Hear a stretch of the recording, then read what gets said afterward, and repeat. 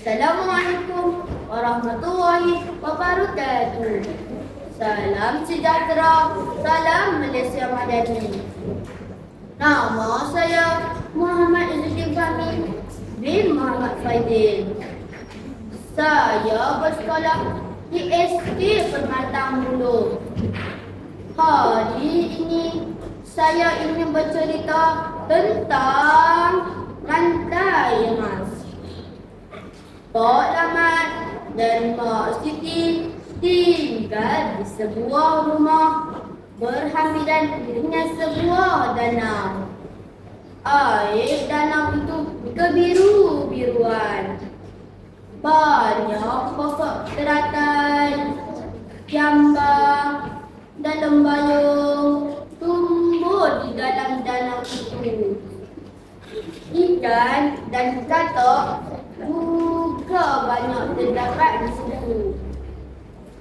Tiap-tiap petang, Pok Lamat dan Mak Siti pergi mengair ikan di danau. Mereka menggunakan sebuah perahu kecil. Apabila mereka dapat ikan banyak, Pok Lamat dan Mak Siti merasa sangat suka hati. Kadang-kadang mereka tidak dapat seekor ikan pun. Mereka berasa susah hati apabila berlaku. Suatu petang seperti biasa, Pok Lamat dan Mak Siti pergi mengair ikan di danau. Mereka memilih satu tempat yang tenang airnya. Di situ juga banyak pokok teratai, jambang dan lembayung tumbuh dengan suburnya. Pokok-pokok itu sedang berbunga. Pok Lamat dan Mak Siti berfikir, tentu di situ banyak ikan. Ketika mereka mengair itu, Pok Lamat dan Mak Siti merasa heran. Suasana sekeliling sungguh sunyi.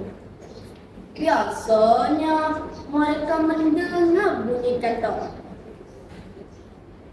Sudah lama mereka mengair, tapi belum dapat seekor ikan pun. Pok Lamat dan Mak Siti bimbang kalau di situ ada ular. Tiba-tiba Pok Lamat berasa batang jorannya berat dan dilihatnya melengkung. Talinya tegang. Pok Lamat cuba menarik, tapi tidak tertarik. Puas dia mencuba, tapi juga tidak tertarik. Akhirnya dia meminta tolong Mak Siti. Mereka berdua pun sama-sama menarik. Tiba-tiba mereka melihat satu benda panjang berwarna kuning kilat. Benda panjang berwarna kuning kilat itu ialah rantai emas. Mak Siti menjerit kegembiraan. Mereka naik rantai emas itu ke perahu mereka.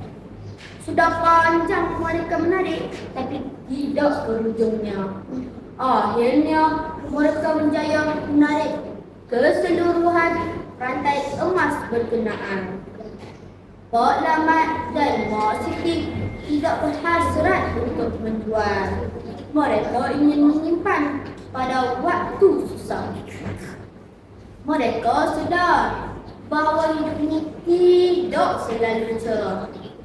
Kemungkinan ditimpa kesusahan pada bila-bila masa sahaja. Oleh itu, mereka berjimat cermat.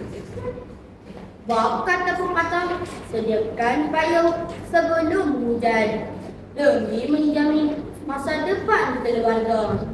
Hai kawan-kawan, beringatlah sebelum ditimpa musibah atau kejadian tidak diingini. Kita perlu bersiap siaga dalam menghadapi sesuatu perkara.